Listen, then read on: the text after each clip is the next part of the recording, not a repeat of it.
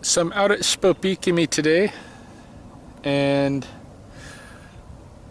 I've been seeing lots of baby Spobeaks, which is what I named this pond after. Mahoney and I call it Spokane. That's not what anybody else calls it, but it means turtle waters.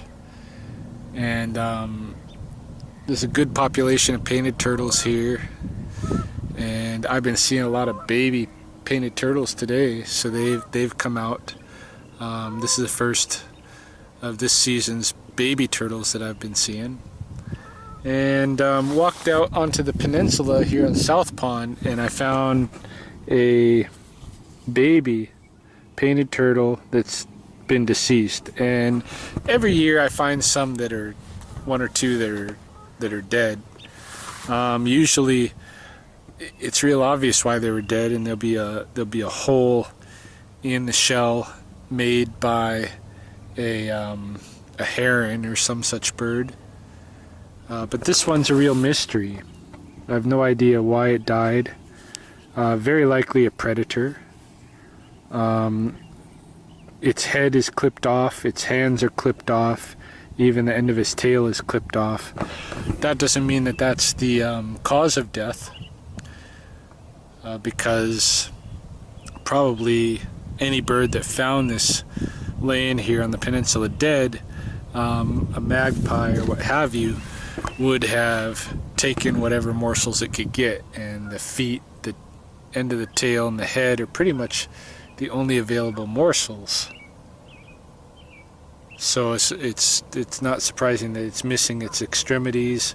Whether or not that's how it started, that's how it died, I don't know. It is odd to find it just laying here dead without some kind of sign of injury. So I wouldn't doubt that a bird set upon it, perhaps even as it was coming out of the nest, because this peninsula is one of the places where the turtles set their eggs and nest, and so they would have been coming out of here, coming out of this peninsula, out of the earth, and very possible that there was a predator waiting. But anyway, just finding this baby turtle, and I'm gonna keep it because it's such a beautiful shell. I'm gonna see what I can do with this shell. I mean, it's just fantastic. It's just beautiful, beautiful.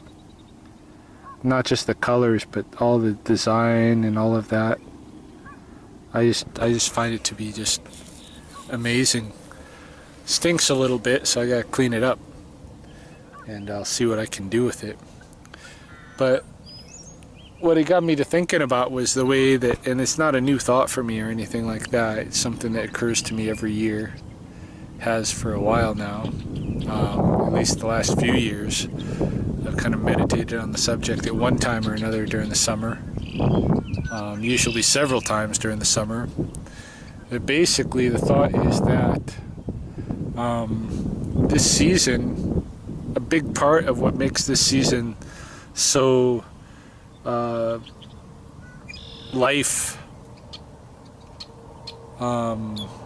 feeding, so life, I don't know what you call it, just like vivid, just like pulsing with life.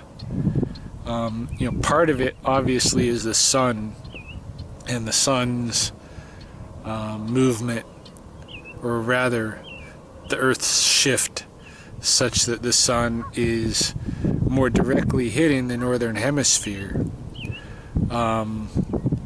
That's part of it. That's part of it. So a big, and that's not a small part of it. That's a big part of it. The sun's radiation is growing in intensity up here, and the plants can catch that, and the animals can feed off the plants, and the plants are basically comprised of earth, water, and sun energy. I mean, just like all of us, but they are the direct ones that capture that energy and put it into the life system. And once it's into the life system, it trickles all around in kind of a never-ending pattern, except for with us human beings. As human beings, we try to take ourselves and our sun energy, the stuff that is us, we try to take it out of that system by encrypting it or burning it. You know, and in those ways we are successful in taking ourselves out of the life system. I don't think that's a good thing. I think that it's a greedy, really terrible thing that we don't understand that death is what is required for the feeding of life. And this is what I really want to get to, is that aside from the sun, aside from the radiation intensity, what really makes this season, you know, as lush as it is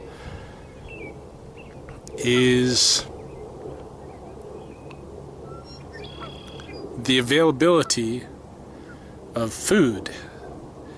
And for the most part, that is in the form of babies.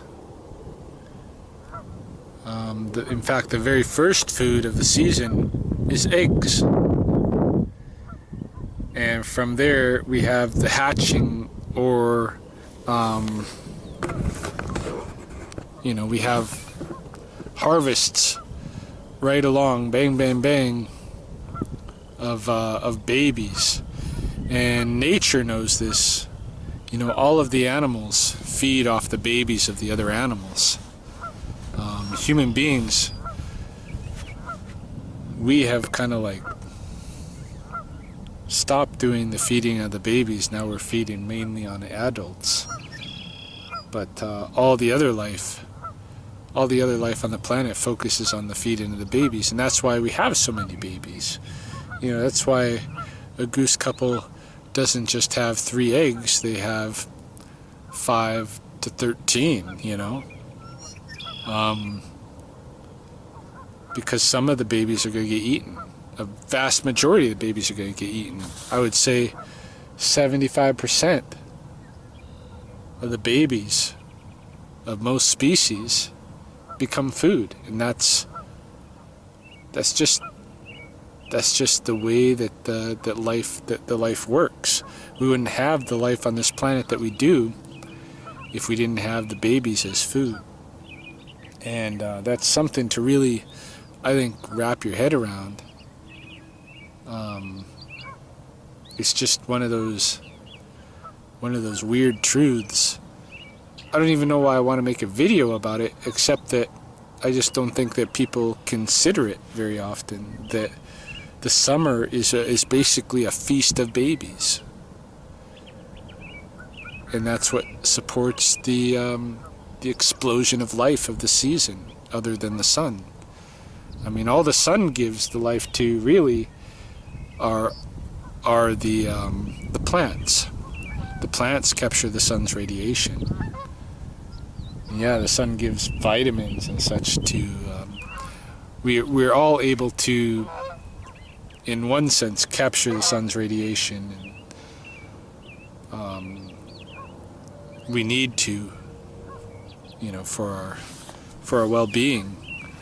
But the plants are really the ones that convert that radiation into a form that can pass between, that can be exchanged between other members of the life system. And most of those members that are consumed are babies. So it's a feast of babies. I don't know that it's an inconvenient truth, but it's a truth that most people don't want to dwell on. And it's the reality.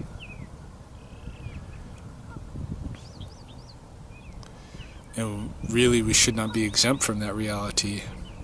We have more or less exempted ourselves from it. I think that's unfortunate.